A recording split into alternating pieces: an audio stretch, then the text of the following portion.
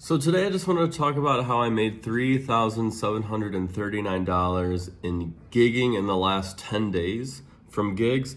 Now I will preface this with saying I played 9 gigs in 10 days with 1 day off of gigging. I don't recommend gigging that much. It's just the key here is that you want to be in a position where you're able to work that. You want to basically be able to do it if you could. So I'm just going to break down each of my gigs, what kind of gigs they were, where all the money came from exactly, just how I was able to get these gigs and how I was able to get the money for these gigs.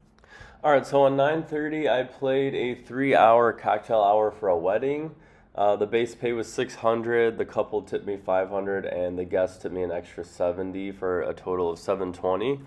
And how I got this gig was from playing at a restaurant. I met this really nice lady there, and she ended up becoming an actual fan of mine. She followed me on Instagram, and we just like her seeing me posting on Instagram all the time, I think is what kind of, in the end kind of made her want to hire me. And she's always been a fan of mine, but it's just a way to stay connected and kind of a way to stay always on her mind and in front of her. So if you meet a fan at a gig, get their Instagram.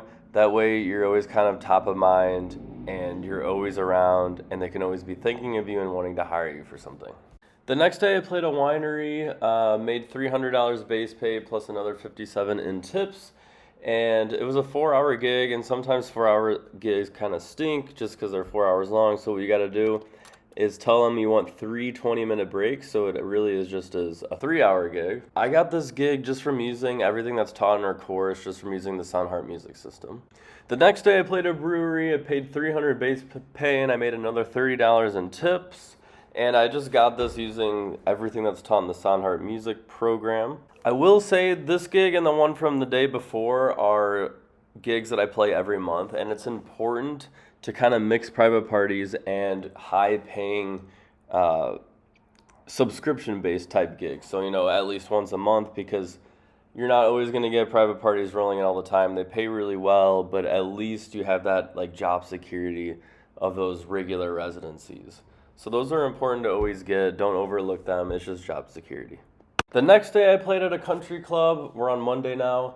It was $300 base pay. I made only $15 in tips, which kind of sucks, but sometimes they can't all be winners.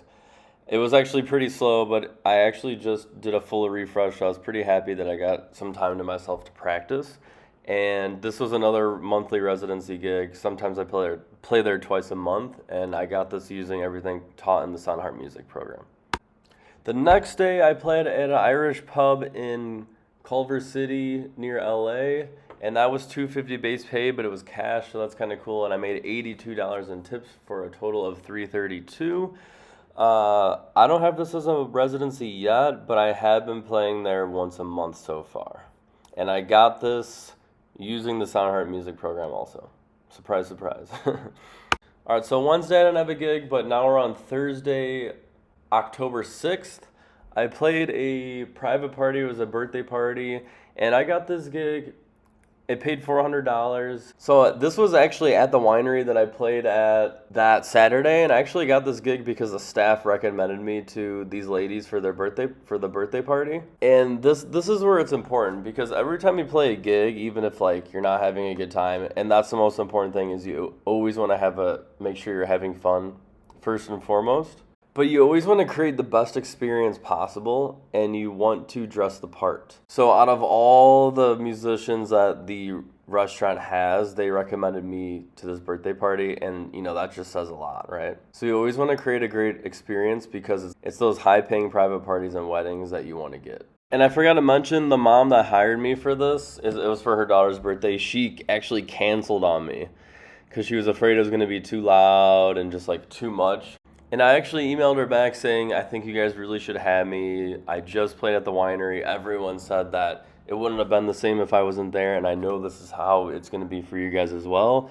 And this video is from the show. You could tell they're having a great time. Like, imagine if I wasn't playing there, that'd just all be sitting around at the table, like, talking and, still having fun, but it wouldn't have been nearly as much of an experience as it is. That might sound like I'm hard selling or I'm selling, but honestly, when you're confident in what you do, you just believe in a truth. And that truth is, this is what I made him think was going to happen, what you're seeing, and look, bam, it happened. The next day I played at a seafood restaurant at a really nice resort for a 4-hour gig, and it paid a base of $350, and I made $150 in tips, and I got a seafood buffet, which was pretty cool. I got this gig. The coolest thing about this gig was it was my first gig I played when I moved to LA from Chicago. And the day, like 2 days after I moved, I was already a full-time musician in Southern California before I even lived there using my system. So the day I moved into my place, 2 days later, this was my first.